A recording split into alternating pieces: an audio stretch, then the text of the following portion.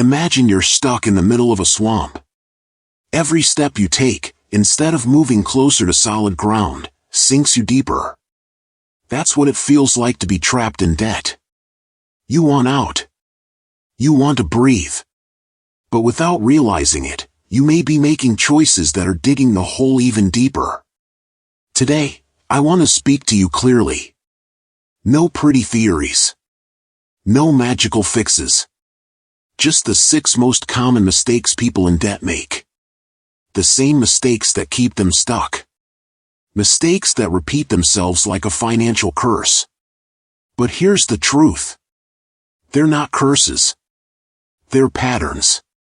And if you recognize them, you can break them. Mistake 1. Paying one debt with another.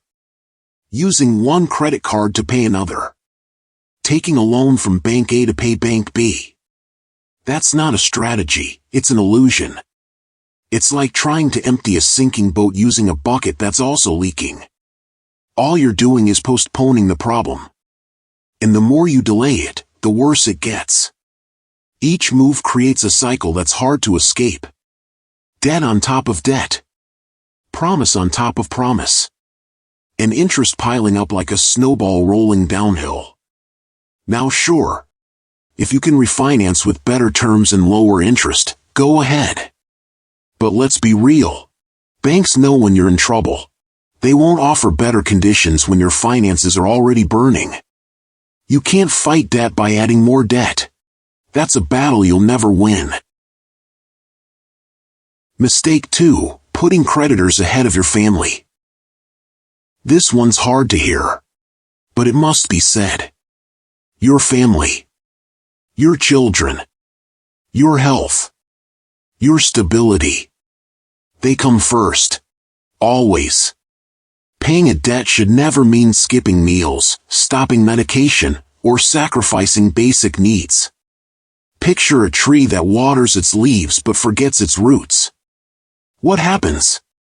It dries up from within. Your family is your roots. If you neglect them, nothing else will stand. So before you send money to a lender, make sure your home is secure. And don't touch your emergency fund. That money is a parachute.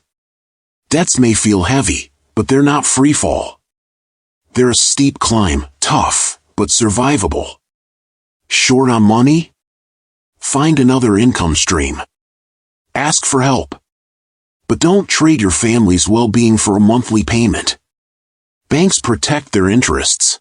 You protect your home. Mistake 3. Paying without a plan. Many people get paid and just throw a little money here and there.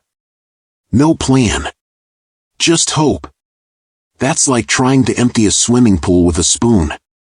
Without even knowing where the leak is. Sure, paying something is better than nothing. But paying with a plan? That's powerful. Because not all debts are equal. Some have higher interest. Some are overdue. Some can wait. You need to see the full picture. How many debts? How much is each one? What's the status? How much can you realistically pay per month? And above all, you need a system. Like the snowball method, where you tackle debts one by one and build momentum. Planning turns hope into action. Mistake 4. Still using credit cards.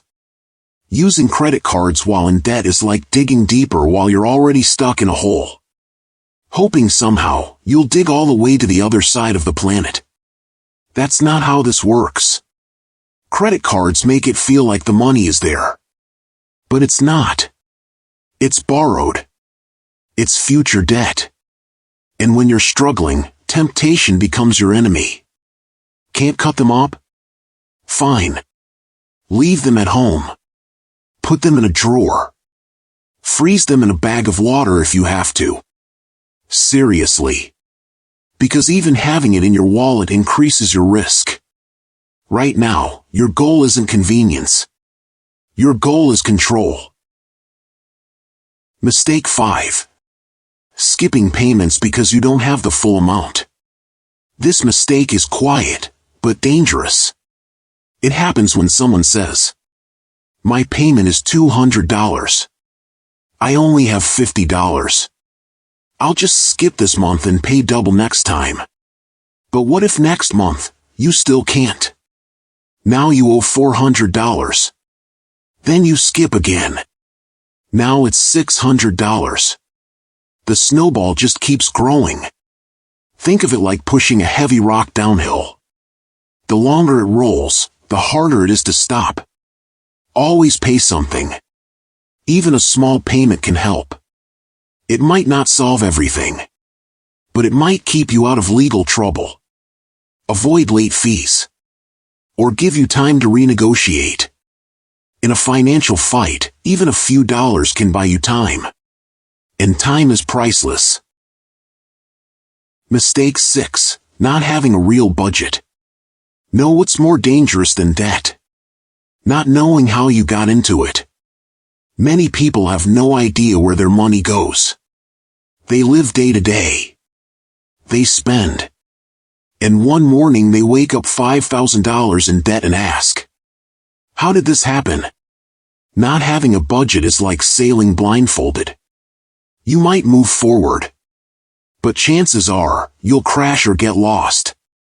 A budget forces you to face reality. It shows you your habits. It reveals your true priorities. It brings clarity. And it doesn't have to be complicated. Write it down. Track your income.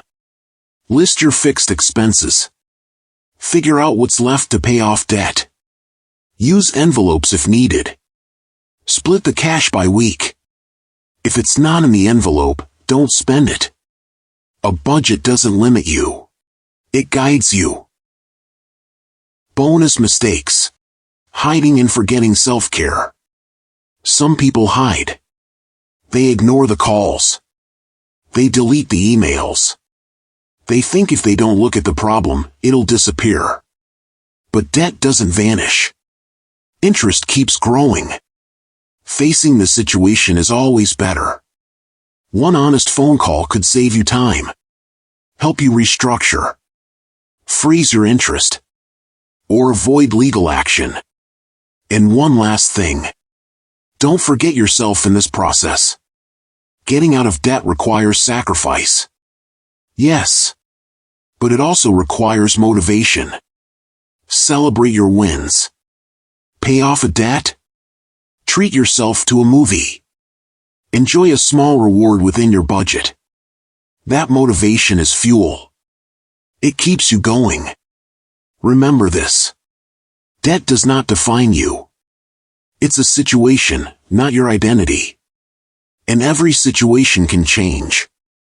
But to change it, you must stop walking in circles and start moving forward with intention, with discipline, and with self-compassion.